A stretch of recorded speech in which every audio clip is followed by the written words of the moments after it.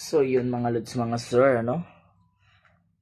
Good afternoon Bicolandian, kagigising ko lang at eto, nagpe-prepare ako para tumakbo-takbo lang dyan sa labas para naman ma-feel natin na nasa bakasyon tayo mga lodi. Ayan, yay! Nakapik tai chi nga pala tayo ngayon. So ayun, wala sila misis at pagising ko ay ako na lang ang tao dito. So mamaya pa naman sila uwi kaya tatakbo-takbo muna ako dyan sa labas. So kahit mga ilang kilometers mga lods, mga sir, pwede na yan. Importante makapag-show up tayo ngayong araw at halos ilang araw na naman tayong walang continuous run mga lodi. So tara, labas-labas tayo at tumakbo dito sa Bicolandia. So yun mga lods, mga sir, no? Malabas na tayo sa bahay at tatakbo na tayo dito sa Bicol namin, ano? Ayan, oh.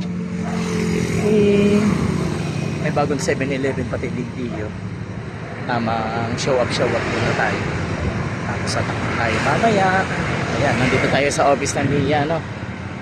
Probinsya, walang traffic mga lods, mga sir. So tara, takbo na tayo.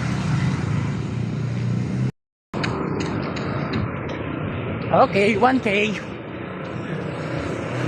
sa Kabitulan pala.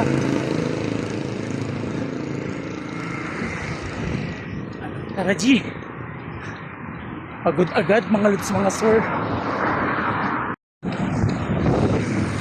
Okay, 3K, bombo na agad.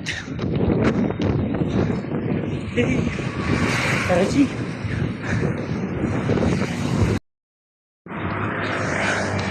Okay, 5K. Medyo baos na naman mga lodi. Pero ito tuloy-tuloy na ito mga lods, mga sir. Kaya tara G, sulitin ang bakasyon.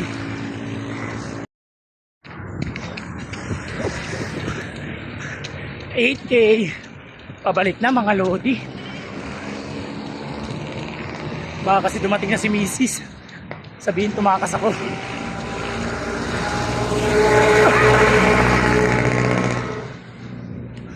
Ganda ng province. Hey, you know, mga kababata natin.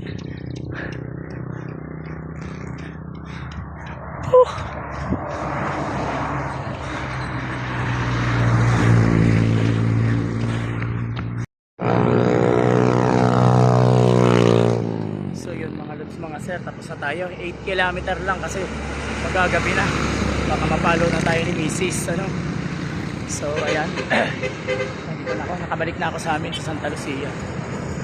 Tamang pahinga na lang mga lods, mga sir, at walking. Makikipagkita lang muna ako sa kakambal ko, then pahinga na. At least nakapagsundot run na tayo agad. Ano, kakawi pa lang natin ng Bicol. So walking, cool down muna tayo. Ay sayang, bitin. 8 km lang target ko, sana mga maka 12 ka. So gawala tayo sa oras at ano, magagabi na rin tayo magising, ano. So tara, lakad-lakad muna tayo, at least nakapag break in na tayo dito sa Bicol namin. So tara mga lods, mga sir, bakasyon muna tayo, pero huwag natin kakalimutan na mag conduct ng training mga lodi. So tara, ingat.